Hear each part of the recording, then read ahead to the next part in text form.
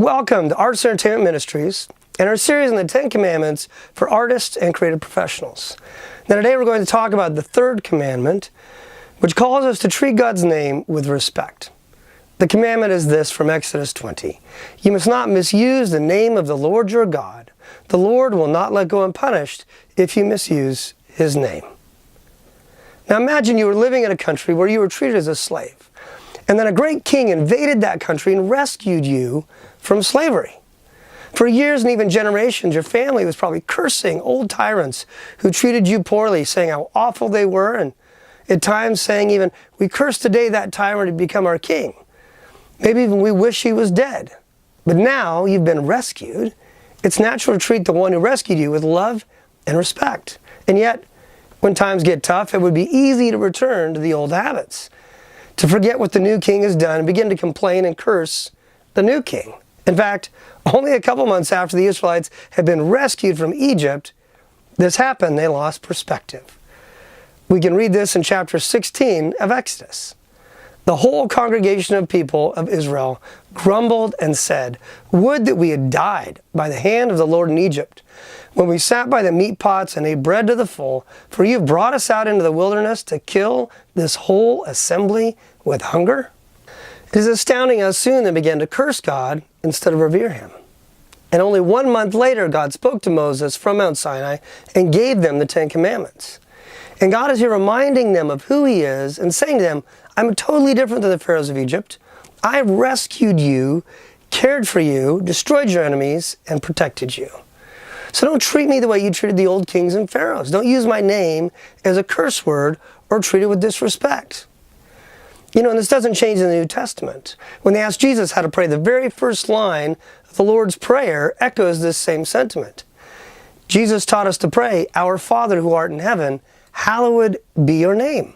His name continues to be holy. Now, how does this flesh out in real life? Is it merely using God's name as a swear word? When we look closer, we will see it means much more than that. Violating this commandment can be anything from careless use of God's name to using it as a curse word, or at worst, doing evil in the name of God. And yet, there are other more interesting implications we don't often think about. First, if you honor God's name, Proverbs tells us you will care for the poor. Proverbs 14:31 tells us this, whoever oppresses a poor man insults the God who made him, but he who is generous to the needy honors God. God was upset if people spoke ill of the poor, treated them with disdain simply because they're made in His image. And naturally we can see in this verse the idea that all humanity has an inherent dignity because they're made in the image of God. This is why slavery, abuse, trafficking of people is horrific, no matter who the person is. Now, second, God was also upset specifically when His people were spoken of negatively. He had a special heart for His people. If other nations spoke ill of Israel, or today if people speak negatively of Jews or Christians, God is offended.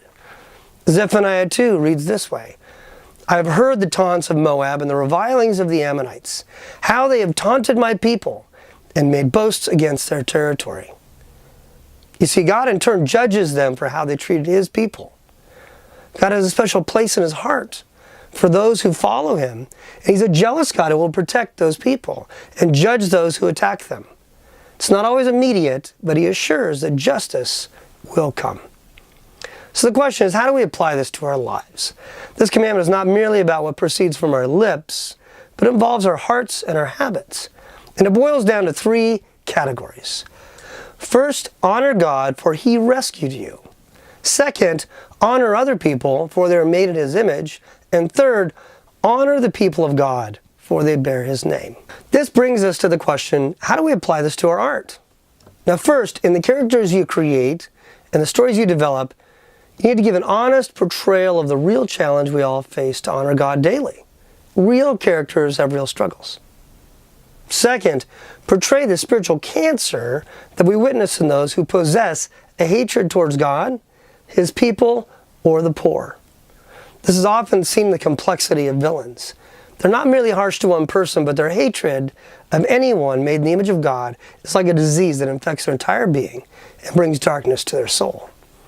And third, on the opposite end of the spectrum, we should portray the blessings of honoring God and His people, taking care of the poor, seeing all people as precious. This is a picture of a healthy, flourishing society. And we can see this in characters we fall in love with and want to emulate. There's something magnetic about those who respect others, protect the poor, and care for the outsider.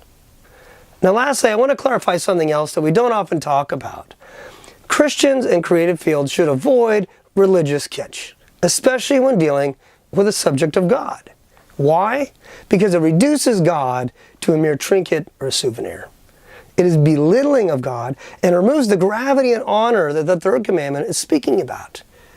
You see, kitsch overemphasizes the sweet and novel at the expense of the deeper and more substantial meaning. And this issue points us back to the complex nature of our relationship with God. For the life of a believer is one where we are not only treasuring our intimacy with God through prayer, but we also stand in awe of His power and His holiness.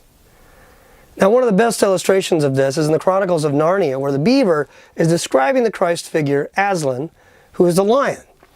And Mr. Beaver is speaking to Susan when he says this, "Aslan is a lion, the great lion."